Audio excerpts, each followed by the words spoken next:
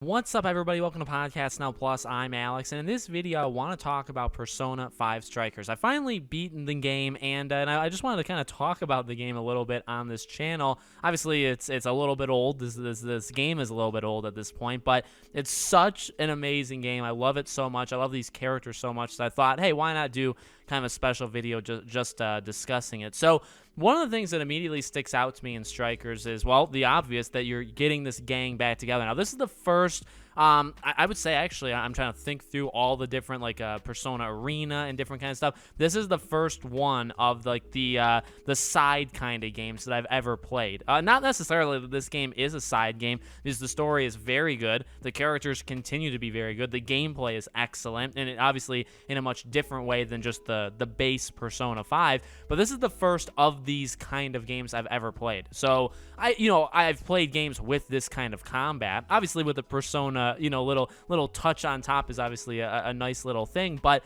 I've never played this for a Persona game, and so I didn't really know fully what to expect. And going back in, it's like this game, it highlights all of the strengths, I think, on the Persona 5, the base game Persona 5. This is one of the best cast of characters, like the best cast in general I've ever seen in a game. Truly, it really is a top-notch thing. I think it really helps the Persona franchise stand out, where it's like you love all of these. You should, at least. Otherwise, I think something's wrong with you. You love these characters. Everybody, a Yusuke or like An, obviously, like just whether they're a character you take into battle every time, and I have kind of like my set team that I bring in, or you don't bring them in the battle, you still care about all these characters. And again, for people that have played these kind of games before, none of this stuff is like news to you, right? In terms of they're not like skimping out on anything. This is a big game. Now, it's not as big. Persona 5, I think, took me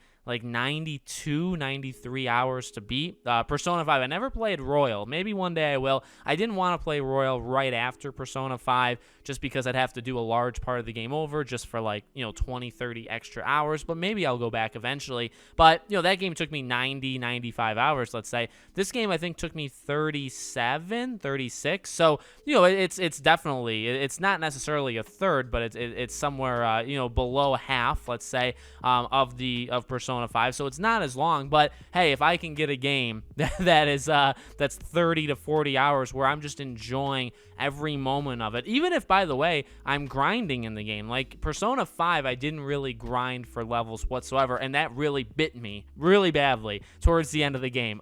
This time I knew, okay, things are gonna ramp up, so I'm gonna have to be ready. So I did it a little bit. I still was not ready for some of the ending stuff, but I tried my best to get my characters leveled up. But even during that, even just when grinding, how I do it, I guess, is I just replay the jail over and over again, just do all the different levels or areas, let's say, of the jail, and just battle enemies, just rise up my levels like that. Even when doing that, it's like the combat is so satisfying. There's so many, like, the animations are just fun. Using your personas are so much fun. Learning, right? You learn the right times to dodge. You learn the right times to use, like, the weaknesses, like your persona against an enemy's weakness. Like, you just learn all that, and you kind of perfect all that. And you level up, and you get new moves and all that stuff, which are really cool. And so you just do that.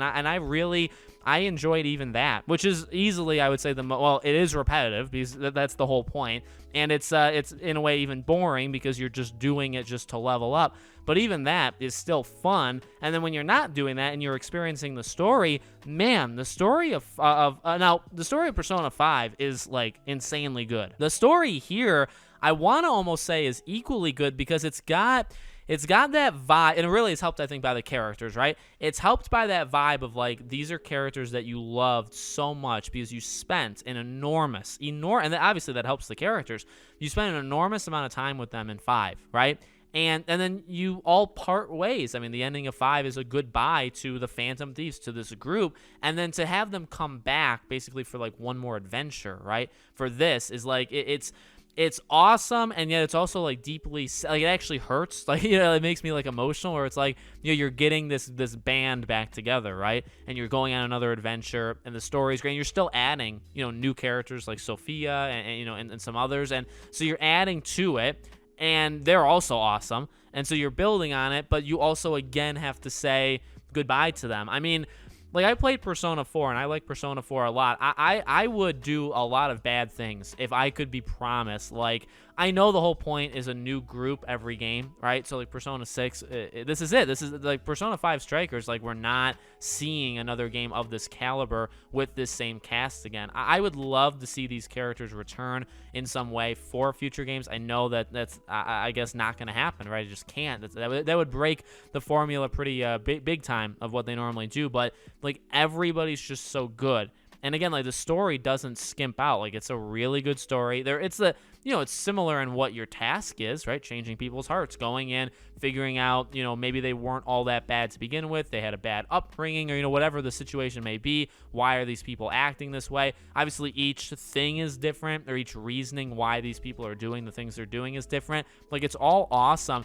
But again, I think it really, that backdrop of, like, this is it for these characters, and you're gonna feel really sad because you're gonna love them again. The voice actors are incredible, right? They're legendary, and you're gonna love these characters. You're getting them back together again, and then you're gonna have to say goodbye another time. Only this time, like, this is probably it. Now, that's the fun thing with games, is you can go back, right? I can go back and play 5 and have 90 more hours again. But, in terms of new stuff that I've never seen them say before or do before, this is it. So, it really, in a weird way, I'm ending this video on, like, a somber, like a saddened kind of note, but the game is so good. I'm really glad I played it. I was late to the game. I bought Persona 5, the day it came out in the US. I bought it the day it came out. I played 15 hours or so as I did back then. I would play like 10 to 15 hours, and then I never played it again.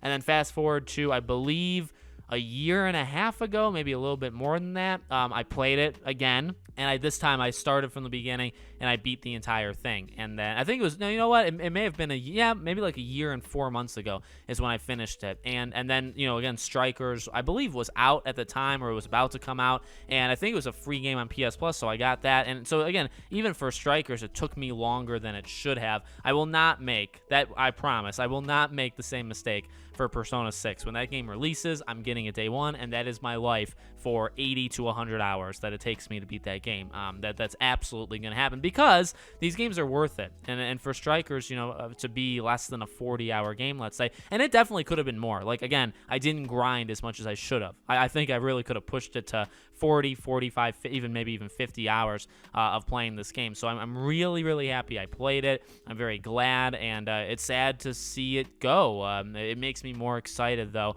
for Persona 6. I need that game in my life, and I need it soon. Let me know what you guys think. Make sure you guys are subscribed, bell icon turned on so you know when all these videos go up, and I hope to see you guys on tomorrow's video.